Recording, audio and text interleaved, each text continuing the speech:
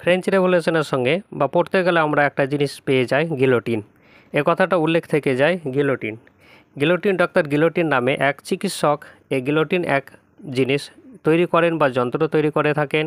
এই যন্ত্রের দুটি দ্বন্দ্বের মাঝে একটি অস্ত্র থাকতো যা মাথাকে ছেদ করে ফেলতো। গিলোটিন হলো এক প্রকারের যন্ত্র যার সাহায্যে মানুষের মাথা ছেদ করা হতো বা শিরচ্ছেদ করা হয়ে থাকতো।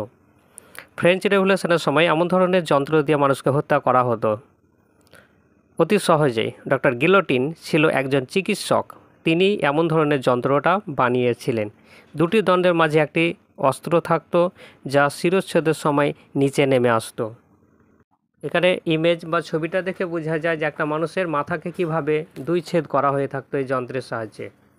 ফ্রেঞ্চ রেভলিউশনের সময় বা ফরাসি বিপ্লবের সময় আমরা জানি এই সময় বলি হয়েছিল বা গিলোটিনে বলি করা হয়েছিল প্রায় 50,000 নরনারীকে। এরপরে জেনে নেব কিছু ইম্পর্টেন্স সময় ডেট। 1788 3 মে অভিজাত বিদ্রোহের সূচনা হয়েছিল বা ফরাসি বিপ্লবের সূচনা হয়েছিল। এরপরে জেনে নেব 1789 11 জুলাই অর্থমন্ত্রী যে নেকারের পদচ্যুতি হয়েছিল এবং 14 জুলাই বাস্তিল দুর্গের পতন ঘটে।